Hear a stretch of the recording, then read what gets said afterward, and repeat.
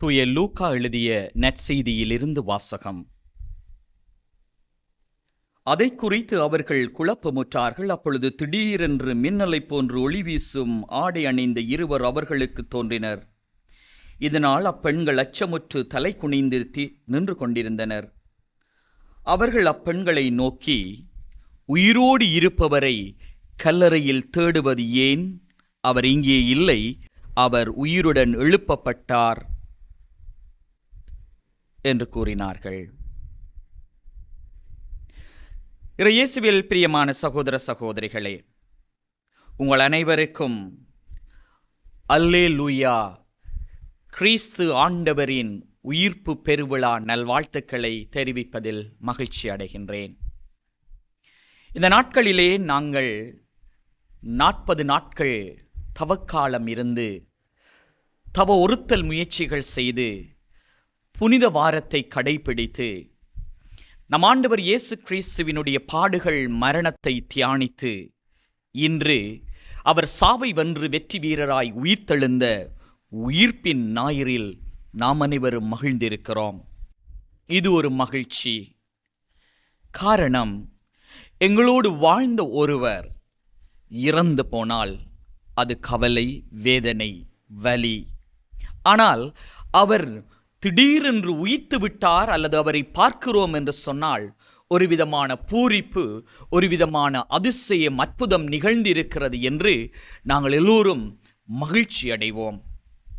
பிரியமானவர்களே, ஆண்டவர் இயேசு இந்த உலகத்திலே வாழ்ந்த பொழுது அவர் திரும்ப திரும்ப சொன்ன ஒரே விடயம், நான் இந்த உலகில் இருந்து மீண்டும் என் தந்தையிடம் செல்வேன் என்று. இந்த உலகம் என்னை வெறுக்கும் என்று, இந்த உலகம் என்னை கொலை செய்யும் என்று, ஆனால் நான் 3ஆம் நாள் உயிர் தெழுவேன் என்று அவர் சொன்னார். அன்பார்ந்தவர்களே, இந்த உயிர்ப்பினுடைய அர்த்தம் கிறிஸ்தவர்களாக எங்களுக்கு என்ன செய்தி தருகிறது? முதலாவது செய்தி, எங்களுடைய வாழ்க்கை என்பது இந்த பிறப்புக்கும் இறப்புக்கும் இடைப்பட்ட வாழ்வு. அது நாங்கள் எவ்வாறு வாழுகிறோம் என்பதில் எங்களுடைய உயிர்ப்பின் அர்த்தம் இருக்கின்றது. இயேசு இந்த உலகத்தில் இருந்த பொழுது எல்லோருக்கும் நன்மை செய்தார், எல்லோருக்கும் எப்பொழுதும் உதவி செய்தார். நன்மையான காரியங்களை மற்றவர்களுக்கு செய்ய வேண்டும் என்று அவர் விரும்பினார். ஆகவேதான் நோயாளர்களை, கஷ்டப்படுகிறவர்களை, பசியோடு இருப்பவர்களை, இறந்தவர்களை அவர் உயிர்ப்பித்து நன்மை செய்தார். ஆனால் இந்த உலகம் நன்மை செய்தவரை ஏற்றுக்கொள்ளவில்லை. அவருக்கு கொடுத்தது மரணம். ஆனால் இந்த மரணம் அவருடைய நன்மைத்தனத்தை மூடி மறைத்ததா? அவருடைய நீதியை இந்த அநீதி தீர்ப்பு மூடி மறைத்ததா? அவருக்கு கொடுக்கப்பட்ட இந்த மரண சாவை அவருடைய கல்லறை மூடி மறைத்ததா? இல்லவே இல்லை. ஆகவேதான் அவர் இன்று இந்த கல்லறையிலிருந்து வெற்றி வீரராய் சாவை வென்று, பாவத்தை வென்று, அடிமைத்தனத்தை வென்று வீரராய் எழுந்து நிற்கின்றார். ஆகவேதான் அல்லேலூயா என்று நாங்கள் பாடுகின்றோம். பிரியமானவர்களே, இது ஒரு வெற்றியின் நாள், இது ஒரு மகிழ்ச்சியின் நாள், இது தீமை அழிந்து நன்மை பெருகிய நாள், இது அநீதி ஒழிந்து நீதி நிலைத்த நாள், இது பாவமின் நீங்கி அருள் வாழ்வு நிலைத்த நாள். நம் ஆண்டவர் இயேசு கிறிஸ்து எங்களுக்கு இரண்டாவதான நம்பிக்கையின் செய்தி தருகின்ற நாள். என் அன்பார்ந்தவர்களே, இந்த நம்பிக்கைதான், இயேசுவின் உயிர்ப்புத்தான் கிறிஸ்தவர்களாகி எங்களுக்கு அத்திவாரம். காரணம், இயேசு ஆண்டவர் உயிர்க்கவில்லை என்றால் நாங்கள் கொண்டிருக்கிற நம்பிக்கை வீண் என்று சின்னப்பர் சொல்லுகின்றார். மேலுமாக பாருங்கள், கிறிஸ்துவோடு நாம் இறந்தோமாயின் அவரோடு வாழ்வோம் என்பதே நாம் கொண்டுள்ள நம்பிக்கை. இயேசு இந்த உலகத்தில் வாழ்ந்த பொழுது எதை சொன்னார்? நீங்கள் என்னோடு இணைந்திருங்கள்.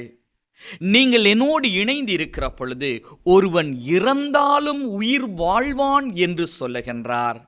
காரணம், அவர் இறந்தார், ஆனால் உயிர்த்தார். நாங்களும் ஒரு நாள் இறக்கத்தான் போகிறோம். ஆனால் நிச்சயமாக அவரோடு ஒரு நாள் உயிர்த்தெழுவோம். ஆகவேதான் எங்களுடைய வாழ்க்கையில் மரணம் உண்டு, சாவு உண்டு, அநீதியுண்டு, தீமையுண்டு. இவற்றின் கட்டுக்களை கடந்து உயிர்ப்பின் மாட்சியை வெளிப்படுத்திய இயேசுவில் நாங்களும் நம்பிக்கை கொள்வோம். அடுத்ததாக பிரியமானவர்களே, இயேசு ஆண்டவர் தருகிற இந்த உயிர்ப்பினுடைய சாட்சிய வாழ்வை நானும் நீயும் வாழ வேண்டும். எவ்வாறு வாழப்போகின்றோம்? ஆண்டவருடைய வார்த்தை இவ்வாறு சொல்லுகிறது பாருங்கள். இப்பொழுது அவர் வாழுகின்றார், அவர் கடவுளுக்காகவே வாழுகின்றார். அவ்வாறே நீங்களும் பாவ வாழ்க்கையை பொறுத்த மட்டில் இறந்தவர்கள் கிறிஸ்து இயேசுவோடு இணைந்து கடவுளுக்காக வாழுகிறவர்கள் என்பதை மறந்து விடாதீர்கள் என்று. இயேசு உயிர்த்தார் என்றால் நாங்களும் உயிர்ப்போம் என்றால் நாங்கள் அவரோடு இணைந்து வாழ வேண்டும். அதுதான் சாட்சிய வாழ்வு. இயேசு உயிர்த்தார் என்று ஒருவரை பார்த்து ஹாப்பி ஈஸ்டர் சொல்லுதல் என்றால் நாங்கள் அந்த மகிழ்ச்சியை மற்றவர்களுக்கு கொடுக்கிறோம் என்றால் நாங்கள் இயேசுவுக்கு சாட்சிகளாய் மாறுகிறோம். உயிர்த்த இயேசுவுக்கு சாட்சிகளாய் மாறுகிறோம். எவ்வாறு இந்த பெண்கள் வெற்று கல்லறையை கண்டு திரும்பி சென்று இயேசுவின் சீடர்களுக்கு இயேசு ஆண்டவர் உயிர்த்து விட்டார் என்ற சாட்சியம் பகர்ந்தார்களோ, நானும் நீங்களும் ஆண்டவர் இயேசுவின் உயிர்ப்புக்கு சாட்சியம் பகர்வோம். எவ்வாறு சாட்சியம் பகரப்போகிறோம்? வெறுமனே வார்த்தையால் ஹாப்பி ஈஸ்டர் அல்ல பிரியமானவர்களே.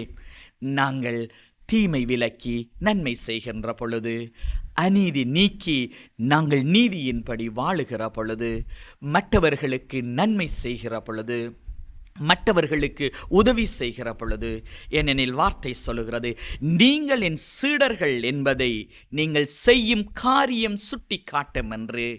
உங்களுடைய செயல்பாடுகள் நீங்கள் என் சீடர்கள் என்பதை உலகம் அறிந்து கொள்ளும் என்று.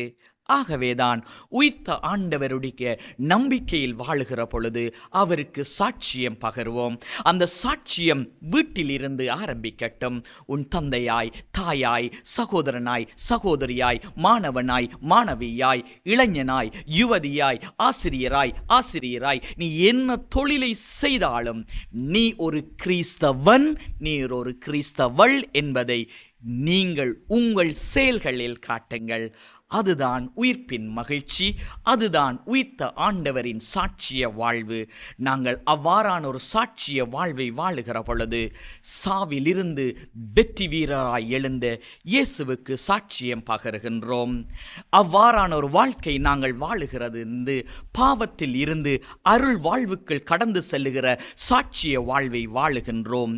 இருளான வாழ்வில் இருந்து ஒளி நோக்கிய வாழ்வின் சாட்சிய வாழ்வை நாங்கள் வாழுகின்றோம். பிரியமானவர்களே, அவ்வாறான ஒரு வாழ்க்கையை நாங்கள் வாழுவதற்கு உயிர்த்த ஆண்டவர் இயேசுவிடம் வரம் கேட்போம். ஏனெனில் சாவு ஒழிந்தது, மரணம் ஒழிந்தது. சாவை உன் கொடுக்கு எங்கே? மரணமே உன் கொடுக்கு எங்கே? வெற்றி வீரர் என் ஆண்டவர் இயேசு கிறிஸ்து உயிர்த்தெழுந்து விட்டார். ஹல்லேலூயா. உங்கள் அனைவருக்கும் மீண்டும் happy Easter and God bless you.